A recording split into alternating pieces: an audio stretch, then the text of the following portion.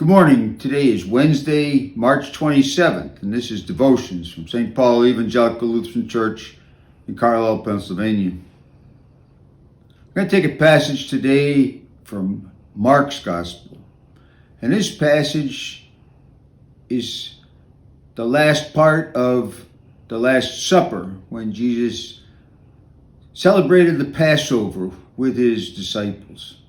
And the part I'm going to read is immediately after Jesus was confronting Judas, and Judas had left to go to the high priest.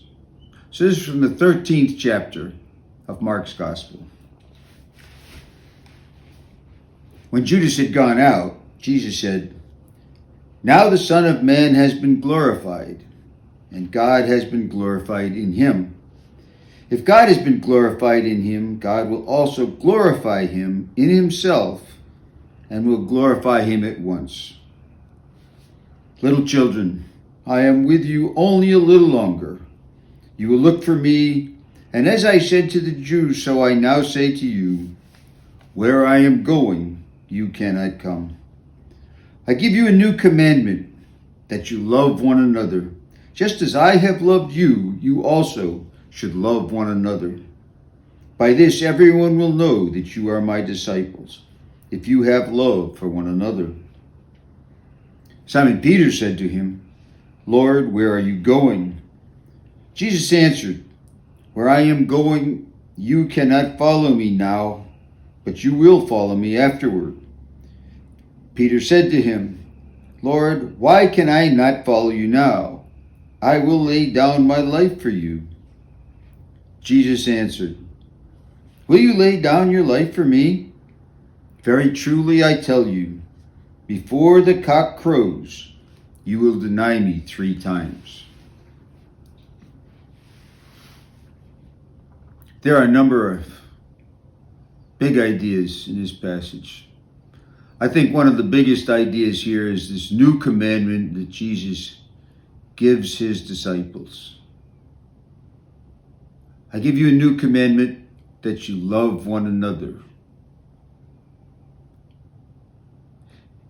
If you look at the 10 commandments that God gave Moses and break them into 2 big parts, the first part is about love and relationship with God, and the second part is about love and relationship with people, predominantly. That's pretty simple, but generally correct. And what Jesus is now telling the disciples is to put impressive emphasis on this second part, to do all the things and go beyond the thou shalt nots, but go to the parts where you positively show love to your fellow people, to other people around you, people you know, and even people you don't know, and know that they love you and you love them. And it shows. I think it's interesting, and try to make a point here, that immediately after this, he tells the disciples that he's going away and they can't go, and Peter challenges that. Now that's Peter. Peter is maybe the most human being disciple that there is. And of course, this ends up with Jesus telling Peter that he's going to deny him 3 times before the next day is started. Peter is an example to us of what it means to be human.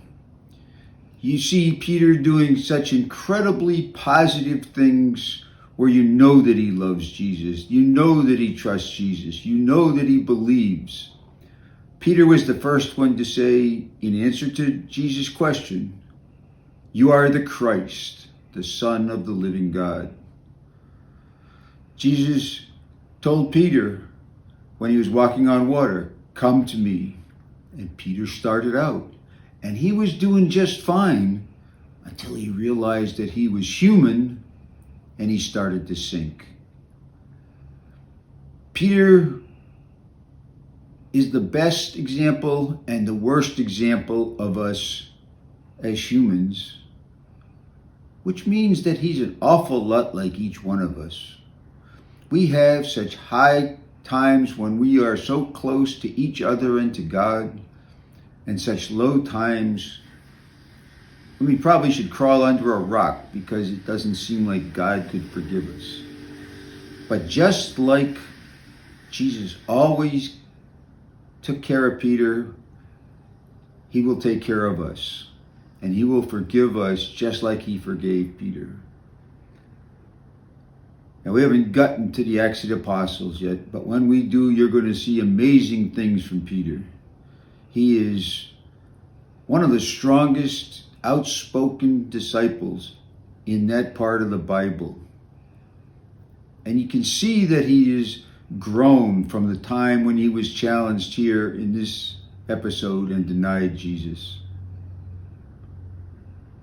So when we think about this idea that Jesus gives us a commandment to love one another, we do it just as best we can. We do it just all the time that we can think about it. And when we fall short, we remember Peter fell short and Jesus forgave him.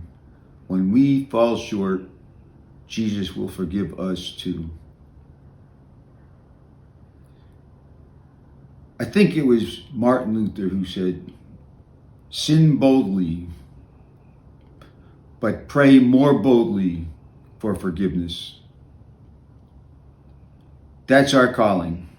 Work as hard as we can in our relationship with each other and in our relationship with Jesus.